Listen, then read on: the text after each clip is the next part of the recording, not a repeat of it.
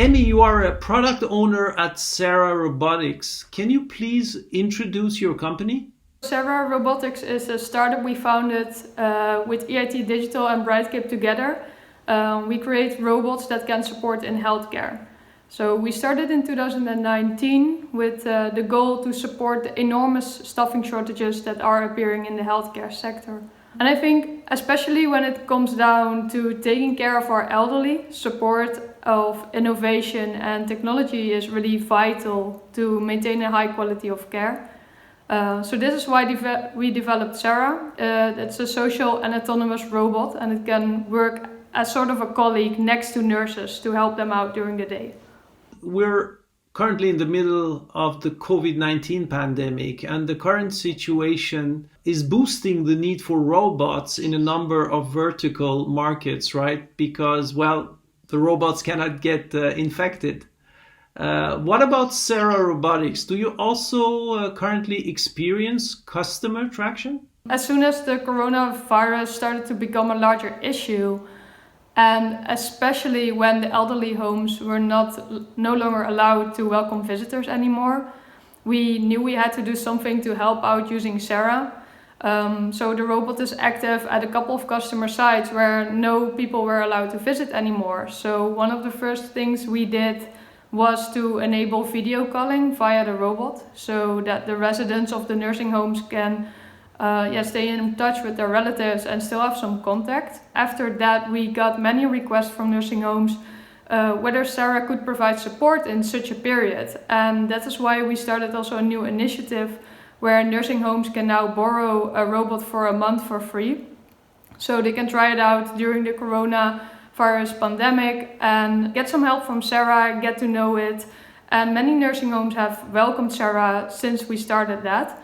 So I'm really happy to see that we can do something to help out during this period. Let me define the digital well-being industry as solutions for quality of life improvement through sensing and data analysis. How is Europe positioned with respect to the rest of the world when it comes to digital well-being, Emmy?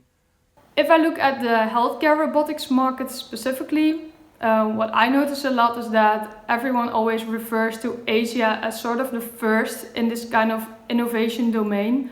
They also have been experiencing staffing shortages already for longer in healthcare, so it makes it understandable that Asia is very advanced and sort of the leader. They often work with robots that are very human-like in social situations, and I think this is amazing. And if you look at how these robots work and how they look, it's really cool to see, but there are so many cultural differences at stake. So a solution that works in Asia or in the US might not always be suitable for the European market. So for instance, people in Asia seem to be really into very human-like robots, whereas people in Europe often find these robots very scary. In Europe, we are very strong in creating solutions that fit our market, but it's important to innovate together with the other parts of the world and learn from each other, because Asia is definitely an example for the European market in this domain.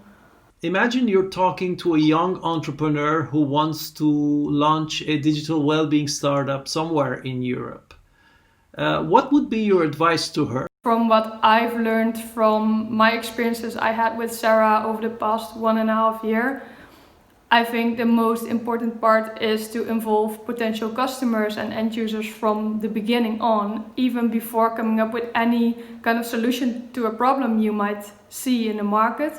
So most startups arise from some sort of vision or mission or a perception of a certain issue. And I think it's important to remember that you are not your user. So for us, it all started with our team noticing the staffing shortages in the healthcare domain and the pressure that's on the quality of care in Europe. So we figured we could develop a robot to support the nurses, but what should this robot do exactly? Actually, nobody knew. Of course, we had some ideas or a hunch, but it's important to test these assumptions with people that are actually working in the domain and to verify your assumptions. We like to think about two categories. The makers, those are the tech companies, the entrepreneurs, and the shapers, those are the governments and the regulators. You are a maker. What do you need from the shapers, do you see a need for specific policies in order to support your innovation? This relationship you are describing between the makers and the shapers is all about enabling each other and growing together.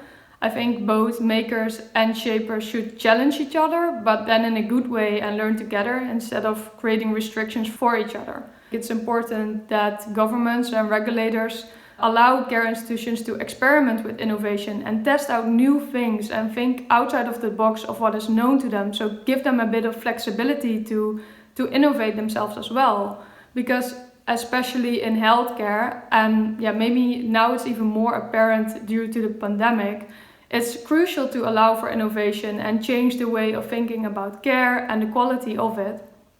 So not only makers, but definitely also shapers play a key role in this change and allowing for innovation. Digital health is a domain that is vastly data-driven. And health data, of course, is extremely sensitive. What shall be the specificities in the way health data is handled? Yeah, I think it's important to realize what kind of data you are using and what is necessary to use. So there's a lot of pressure also on privacy aspects. Also GDPR has come up, and I get a lot of questions about how we deal with that. And I think the most important thing is to collect only the data that you're really going to do something with, and also be clear about that and make these decisions about the use of data in your entire design process. So for us, the robot should understand what the person is saying and be able to respond to that. But at the same time, you're dealing with a setting where if the robot would record everything, then it would mean that this robot is recording all sorts of data in an environment which is really sensitive.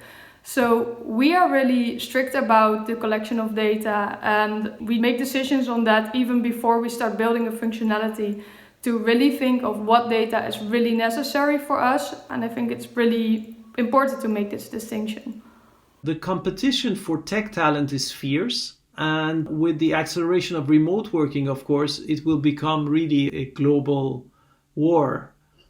Since where the talent is located will now matter much less. So how do you address the shortage of tech talent in your company? And more generally, what does a company need to do to attract talent?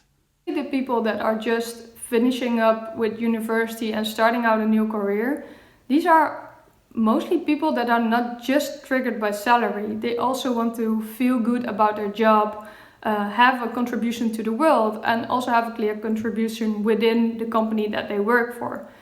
So I think the kind of company that would win this war that you are describing, it would be a company that have a clear vision and that is focused around the company's contribution to society as well. So to win this war, I think it's important to make that really clear for people and really guide them in this process. You majored in artificial intelligence. That is kind of exceptional, especially since we observe an underrepresentation of women in STEM studies. In the EU, I think the average share of women studying information technology is only 17%. What should Europe do to improve this statistic? I think that when picking a career path for yourself, this is something that is grounded in the person's ideas and perceptions from very early on in life. So as a child, when I look back, I would talk to my friends about what we want to become when we grow up. It's important that we get exposed to different kind of role models. It's simple things like these, like getting exposed to another female that's working in a domain you maybe not ever heard about, can really change the way of thinking about what's within your reach. It's important to step away also from stereotypes of what a person should like based on their gender. I think when I was growing up, I recall that video games were for boys and dolls were for girls. But actually, if you look around right now, I think this stereotype is actually becoming less apparent with youngsters. And I think it's a really positive sign. And hopefully in a few years, these numbers that you're saying around the percentages of women in STEM education, I think it will really change. What will be the top trends in digital well-being after this crisis? I think that the pandemic had a big impact on how we think about healthcare as a sector, but also about our personal health and looking out for each other. I really get this feeling of doing things together and innovating together, even in our collaborations with the nursing homes as well.